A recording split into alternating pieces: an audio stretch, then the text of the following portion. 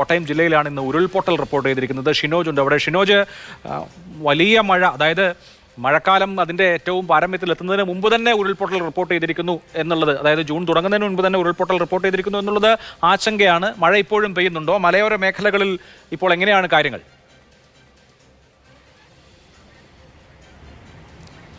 പക്ഷേ ഇന്ന് രാവിലെ 7 മണി മുതൽ ഉച്ചവരെ കനത്ത മഴയായിരുന്നു കോട്ടയത്ത് അനുഭവപ്പെട്ടുകൊണ്ടിരുന്നത്. പക്ഷേ ഉച്ചയ്ക്ക് ശേഷം മഴയ്ക്ക് കാര്യമായ രീതിയിൽ തന്നെ ശമനമുണ്ട്. അതേസമയത്ത് തന്നെ നിലവിൽ ജില്ലയിൽ ഏറ്റവും വലിയ ആശങ്കയിൽ നിൽക്കുന്നത് വെള്ളക്കെട്ട് തന്നെയാണ്. പ്രത്യേകിച്ച് പാല, ഇരാറ്റുപേട്ട, കാഞ്ഞിരപ്പള്ളി, പൂഞ്ഞാർ ഉൾപ്പെടെയുള്ള മേഖലകളിൽ ഇപ്പോഴും അതിശക്തമായ വെള്ളക്കെട്ട് റോഡിൻ്റെ പല ഭാഗത്തും ഒക്കെ അനുഭവപ്പെടുന്നുണ്ട്. പല റോഡുകളും, പ്രധാനപ്പെട്ട റോഡുകളും ഒക്കെ തന്നെ വെള്ളത്തിൽ മുങ്ങിയ അവസ്ഥയിലുമാണ് നിലവിൽ കഴിയുന്നത്. അതിൻ്റെ ഇടയിൽ കൂടിയാണ് ഇപ്പോൾ നേരത്തെ ഒരു ഉച്ചയോടുകൂടി ഉരുൾപൊട്ടലും ഉണ്ടായത്. ഇരാറ്റുപേട്ടയ്ക്ക് സമീപമുള്ള ഇടമറുക എന്ന് പറയുന്ന പ്രദേശത്താണ് ഉരുൾപൊട്ടിയത്. പ്രത്യേകിച്ച് ആളപായം ഒന്നും തന്നെ ഇല്ല. അതേസമയത്ത് തന്നെ 7 വീടുകൾക്ക് കേടുപാടുണ്ടായി. മറ്റൊരു സ്ഥലത്ത് കൂടി, തലനാട് പഞ്ചായത്തിലെ മറ്റൊരു സ്ഥലത്ത് കൂടി ഉരുൾപൊട്ടിയതായി നാട്ടുകാരൊക്കെ പറയുന്നുണ്ടെങ്കിൽ കൂടി ഒരു സ്ഥിരീകരണം, ഔദ്യോഗികമായ ഒരു സ്ഥിരീകരണം ആരും തന്നെ ഇതുവരെ നടത്തിയിട്ടില്ല.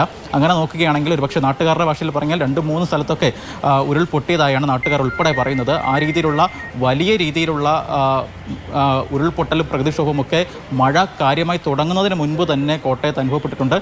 മാത്രമല്ല കോട്ടയത്തെ സംബന്ധിച്ച് അത് ഏറ്റവും വലിയ ആശങ്കയിൽ നിൽക്കുന്നത് അത് ഈ പടിഞ്ഞാറൻ മേഖലയിൽ, പ്രത്യേകിച്ച് കുമരകം, അയ്മനം, ഇല്ലിക്കൽ പോലെയുള്ള ജില്ലയിലെ ഏറ്റവും താഴ്ന്ന മേഖലകളാണ് മഴ ഏറ്റവും സാരമായി ബാധിക്കുന്നത്. പ്രത്യേകിച്ച് ഈ മലയോര മേഖലകളിൽ പെയ്യുന്ന വെള്ളം അത് മീനച്ചിലാറിലൂടെയും മണിമലയാറിലൂടെയും ഒക്കെ നേരെ ഒഴുകിയെത്തുന്നത് 2-3 ദിവസമൊക്കെ എടുത്തതിന് ശേഷം ഒഴുകിയെത്തുന്നത് കോട്ടയത്തിൻ്റെ താഴ്ന്ന പ്രദേശങ്ങളിലാണ്.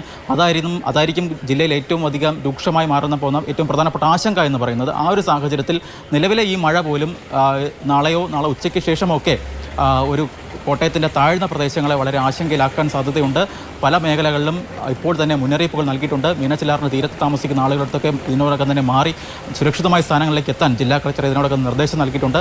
പല മീനച്ചിലാറും അതുപോലെ തന്നെ മണിമലയാറിനുമൊക്കെ പല ഭാഗങ്ങളിൽ വെച്ച് അത് കരകവിഞ്ഞ് ഒഴുകിയിട്ടുമുണ്ട്. അതിനാൽ തന്നെ ഇനി പ്രധാനപ്പെട്ട ആശങ്ക ഈ ശക്തമായ രീതിയിലുള്ള മഴ, ഇന്ന് രാവിലെയൊക്കെ പെയ്തതുപോലെയുള്ള മഴ കോട്ടയത്തിൻ്റെ മലയോര മേഖലകളിൽ ഇന്ന് രാത്രി കൊണ്ടും കനക്കുകയാണെങ്കിൽ അത് വരുന്ന ദിവസങ്ങളിൽ കോട്ടയത്തിൻ്റെ താഴ്ന്ന പ്രദേശങ്ങളെ വളരെ ആശങ്കയിലാക്കുന്ന കാര്യമാണ്. ഷിനോജ്, ഇപ്പോൾ മലയോര മേഖലകളിലേക്കൊക്കെ യാത്രയ്ക്ക് പോകുന്നവർക്ക് നിർദ്ദേശം നൽകിയിട്ടുണ്ട്. അത്തരം കാര്യങ്ങൾ, ടൂറിസം അടക്കമുള്ള കാര്യങ്ങളിൽ ജാഗ്രതാ നിർദ്ദേശം നൽകിയിട്ടുണ്ട്. ഉരുൾപൊട്ടൽ ഭീഷണിയെ വളരെ ഗൗരവമായി തന്നെ കാണുന്നുണ്ടോ? ഉരുൾപൊട്ടൽ ഇപ്പോൾ മഴ ഒന്ന് ശമിച്ചു നിൽക്കുകയാണെങ്കിൽ പോലും ഉരുൾപൊട്ടൽ, മണ്ണിടിച്ചിൽ സാഹചര്യങ്ങളെ നേരിടാൻ സജ്ജമാണോ?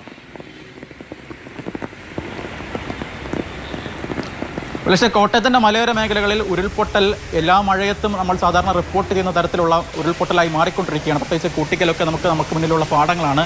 അത്തരമൊരു സാഹചര്യത്തിൽ വളരെ കർശനമായ നിർദ്ദേശങ്ങൾ തന്നെയാണ് ജില്ലാ ഭരണകൂടം നിലവിൽ നൽകിയിരിക്കുന്നത്. പ്രത്യേകിച്ച് ഇന്ന് ഒരിടത്ത് ഔദ്യോഗികമായ ഒരു സ്ഥിരീകരണം കൂടി ഉണ്ടായ സ്ഥിതിക്ക് പ്രധാനപ്പെട്ട ടൂറിസം കേന്ദ്രങ്ങൾ, അതായത് ഇലവീഴ, പൂഞ്ചിറ, ഇല്ലിക്കൽക്കല്ല്, മാർമല അരുവി തുടങ്ങിയ ജില്ലയിലെ പ്രധാനപ്പെട്ട ടൂറിസം സ്പോട്ടുകളിലൊക്കെ തന്നെ പ്രവേശനത്തിന് വിലക്കുണ്ട്. അതുപോലെ പ്രധാനപ്പെട്ട ടൂറിസം മേഖലയായ ഈരാറ്റുപേട്ട, വാഗമൺ റൂട്ടിൽ രാത്രികാല യാത്രയ്ക്ക് നിരോധനമുണ്ട്. അത്തരത്തിലുള്ള കർശനമായ നിർദ്ദേശങ്ങൾ ജില്ലാ ഭരണകൂടത്തിൻ്റെ ഭാഗത്തു നിന്നൊക്കെ നൽകുന്നുണ്ട്. അതേസമയത്ത് തന്നെ ഈരാറ്റുപേട്ടയ്ക്ക് മുകളിലോട്ടുള്ള പ്രധാനപ്പെട്ട ചില ഉൾഗ്രാമപ്രദേശങ്ങളുണ്ട്. അവിടെയൊക്കെ ഉരുൾപൊട്ടലിന് സാധ്യത വളരെ പ്രധാനപ്പെട്ട സാധ്യതകളുള്ള ഒരു മേഖലകൾ കൂടിയാണ്. അത്തരം സ്ഥലങ്ങളിലാണ് ഏറ്റവും വലിയ ആശങ്കയും നിലവിൽ നിലനിൽക്കുന്നത്. പ്രത്യേകിച്ച് കഴിഞ്ഞ മഴയത്തൊക്കെ തന്നെ അവിടേക്ക് വലിയ രീതിയിലുള്ള ഉരുൾപൊട്ടൽ ഉണ്ടായിരുന്നു. ആ മേഖലകളിലെ ജനങ്ങളാണ് ഏറ്റവും കൂടുതൽ നിലവിൽ പരിഭ്രാന്തരായിരിക്കുന്നത് എന്ന് കൂടി പറയേണ്ടി വരും. ബാക്കി ടൂറിസം മേഖലകളിലേക്കുള്ള യാത്രയ്ക്കും അതുപോലെ തന്നെ പ്രവേശനത്തിനുമൊക്കെ ജില്ലാ ഭരണകൂടം ഇതിനോടകം തന്നെ വിലക്കും നിരോധനവും ഒക്കെ ഏർപ്പെടുത്തിയിട്ടുണ്ട്.